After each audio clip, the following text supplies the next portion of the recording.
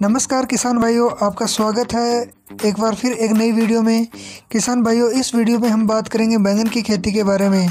तो किसान भाइयों, बैंगन की खेती एक ऐसी खेती है जो किसान को अच्छा मुनाफा देकर जाती है, क्योंकि किसान भाइयों ये सर्दी से पहले और सर्दी के बाद दोनों बार लगने वाली फसल है। तो किसान भाइयों, बात करें बैंगन की खेती की, तो बैंगन की खेती के लिए हमें पहले बैंगन की नर्सरी करनी होती है। तो अगर आप लोगों को नर्सरी नहीं करनी आती है, नर्सरी की जानकारी नहीं है, तो ऊपर आई बटन में लिंक दी गई है, आप वहां से जाकर बैंगन की नर्सरी किस प्रकार कर सकते हैं उसकी उचित जानकारी ले सकते हैं। तो किसान भाइयों, आगे बढ़ते हैं। तो किसान भाई, बात करते हैं खेत की। तो खेत की तैयारी के लिए हमें सबसे पहले हल्की जुताई कर लेनी है, और हल्की जुताई करने के बाद हमें गोबर की खाद डालनी है। अगर आपके पास गोबर की खाद उपलब्ध नहीं है और मुर्गी की खाद उपलब्ध है तो आप मुर्गी की खाद भी डाल सकते हैं। अगर आपके पास इन दोनों में से किसी भी प्रकार की खाद उपलब्ध नहीं है तो आप DAP, पोटास और सिंगल सुपरफास्ट भी डाल सकते हैं। लेकिन हो सके इतना किसान भाइयों, हमें खर्चा कम करना है, इसलिए हमें गोबर की खाद ही डालनी है। गोबर की खाद डालने के बाद किसान भाइयों, हमें फिर एक बार फिर अपने खेत की दोबारा जुताई कर। जब आपको ये लगे कि हमारा खेत अब बिल्कुल अच्छी तरह इसमें खाद भी मिल गई है और जो हमने खाद डाली है उसके अंदर किसी प्रकार का कोई कीड़ा, गोबरीला कीड़ा भी नहीं है, तो उसके बाद हमें अपने खेत में नर्सरी का रोपण करना है। तो किसान भाइयों, बात करें नर्सरी रोपण की, तो हमें कतार से कतार की दूरी 4 फीट रखनी है, वहीं पेड़ से पेड़ की दूरी हमें 2 फीट रखनी है। मेरे कहने का तात्पर्य ये है कि लाइन से लाइन की दूरी 4 फीट बना के रखनी है और पौधे से पौधे की दूरी 2 फीट बना के रखनी है, क्योंकि यह पौधा अच्छा फैलाव करता है, इसके कारण इसमें बिल्कुल भी जगह नहीं बचती है। तो इस प्रकार हमें अपने पौधों की रोपण करनी है, और रोपण करने के तुरंत बाद ही हमें हल्की सिंचाई करनी है। तो किसान भाइयों, बात करें सिंचाई की, तो यह सिंचाई हमें एक दिन छोड़कर एक दिन रेगुलर 1 से 2 घंटे हल्की हल्की सिंचाई करनी है। अगर आप ड्रिप से करना चाह रहे हैं तो आप रोज़ाना कम से कम 30 से 35 मिनट ड्रिप को चलाएं। अगर आप फुहारा विधि से कर रहे हैं तो आपको कम से कम एक दिन छोड़कर एक दिन 2 घंटे पानी ज़रूर देना है। इस सिंचाई को हमें 6-7 दिन इसी प्रकार करना है। अगर जब आपको लगे कि हमारा पौधे बिल्कुल सेट हो गए हैं, तब आप उसके अपने हिसाब से सिंचाई कर सकते हैं। तो किसान भाइयों,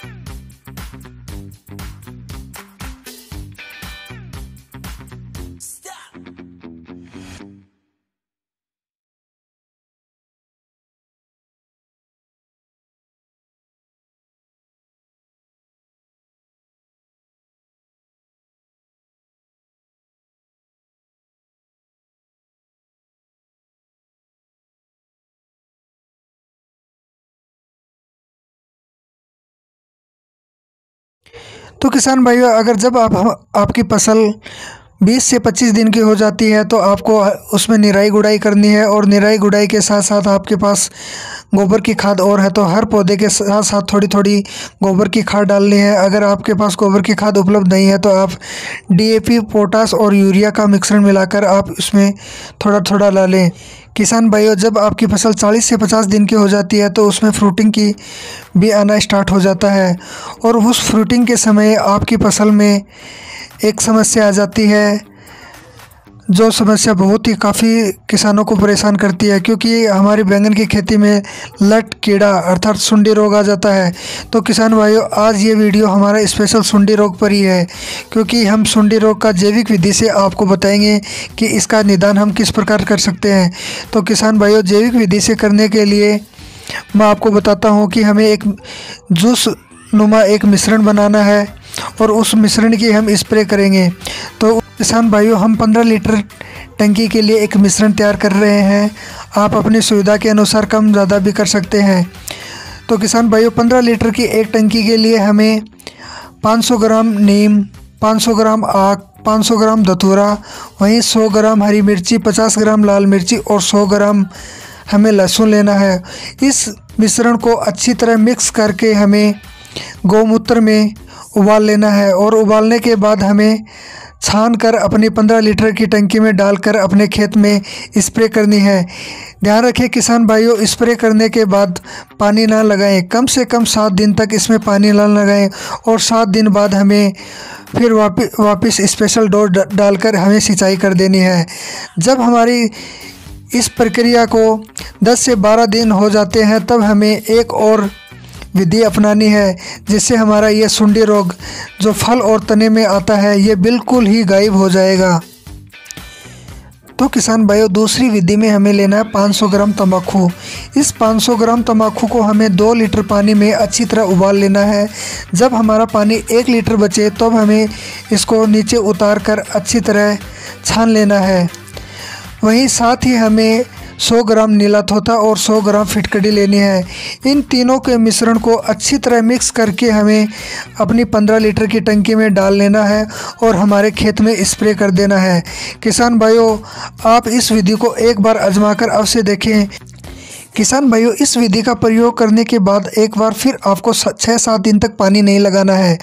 अगर फिर भी इस विधि से भी आपके यह रोग की समस्या हल नहीं होती है तो एक बार फिर आपको इसी विधि को दोबारा दोहराना है और फिर आप देखना आपके खेत में तना व फल छेदक की समस्या बिल्कुल ही ख़त्म हो जाएगी।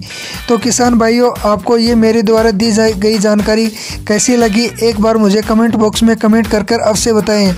और आप लोगों से मेरा छोटा सा निवेदन है, चैनल पर नए हैं तो चैनल को सब्सक्राइब कर लें, क्योंकि हम आप लोगों के लिए खेतीबाड़ी की जानकारी बार बार आप लोगों के सामने लेकर आते हैं और आप लोगों को हमारी जो भी हम अपने खेत में प्रैक्टिकल करते हैं उसकी जानकारी आप लोगों को तक पहुंचाते हैं।